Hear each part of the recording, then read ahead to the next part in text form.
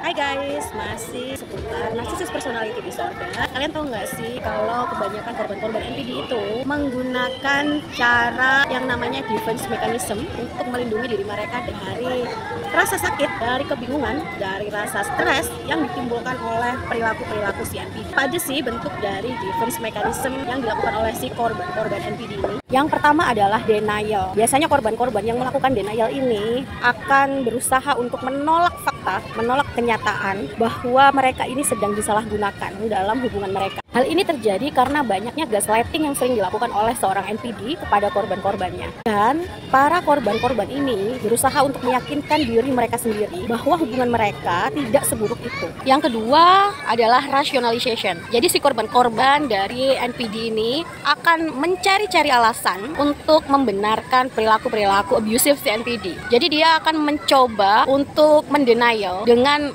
mencari alasan. Si korban ini berpikir bahwa sebenarnya si NPD ini orang baik kok, tapi mungkin dia sedang stres aja saat itu, dan lain-lain.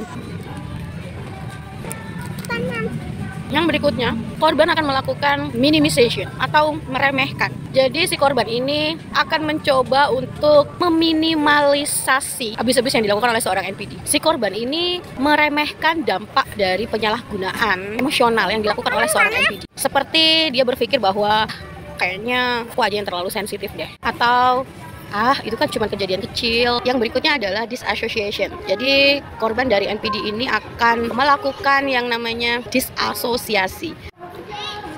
Untuk melindungi dirinya dari rasa sakit secara emosional, dia melakukan pemutusan secara mental dari realitas hubungan mereka. Jadi seolah-olah dia keluar dari hubungan itu dan dia sedang menonton dirinya sendiri dari luar. Yang berikutnya adalah korban melakukan projection. Jadi dia memproyeksikan dirinya sendiri terhadap diri seorang NPD. Jadi si korban ini berpikir bahwa si NPD ini seperti dirinya. Suatu saat nanti si NPD ini akan bisa menjadi seseorang yang baik. Si korban berpikir bahwa si NPD ini sebenarnya memiliki niat yang baik kepada dirinya. Tapi faktanya, no, tidak sama sekali. Oke, yang berikutnya, si korban ini melakukan yang namanya compartmentalization. Si korban melakukan pembagian mentalnya ke dalam kotak-kotak mental gitu, sehingga dia fokus pada pengalaman-pengalaman baik bersama si NPD. Pengalaman-pengalaman saat love bombing aja. Jadi pengalaman-pengalaman abusifnya itu sengaja dia masukkan ke dalam kotak-kotak, sengaja dia tutup, dan dia nggak mau melihat realita itu. Yang berikutnya lagi adalah fawning. Si korban melakukan merendahkan dirinya sendiri hanya untuk menyenangkan si NPD. Ini yang paling sering banget terjadi, guys. Sebenarnya fawning ini adalah sebagai respon atas ketakutan diri dari korban terhadap perilaku-perilaku abusif si NPD. Dan akibatnya adalah si korban ini tampak menjadi seorang yang sangat penurut kepada si NPD. Si korban akan melakukan apa saja, hal apa saja, akan menuruti apa saja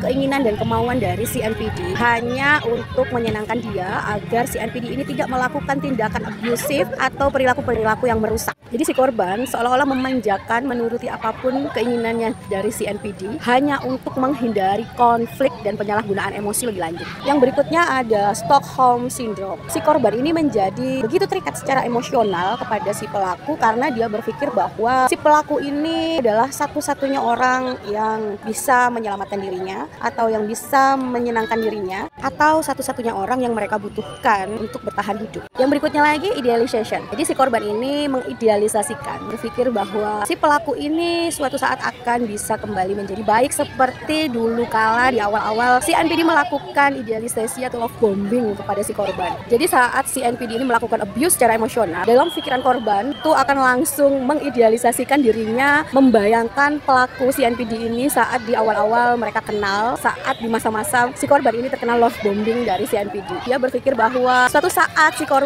pelaku NPD ini akan kembali menjadi seperti yang dia idealkan di masa-masa itu. Berikutnya lagi ada self blame. Jadi si korban ini berpikir bahwa jika si korban ini men-treat pelaku si NPD ini lebih baik lagi, maka tidak akan lagi terjadi penyalahgunaan secara emosional atau tidak akan lagi terjadi perilaku-perilaku buruk dari si NPD tersebut. Jadi si korban ini menghindari berbicara, berkomunikasi, menghindari situasi, menghindari orang-orang yang menurut dia bisa memicu mereka untuk menghadapi kenyataan tentang hubungan narsisis tersebut. Lalu bagaimana caranya untuk menghancurkan defense mechanism yang terjadi pada korban-korban NPD, sehingga mereka bisa sadar bahwa mereka itu berada di dalam hubungan yang salah, yang tidak layak gitu ya. Nanti aku jelaskan di video berikutnya. Careful ya.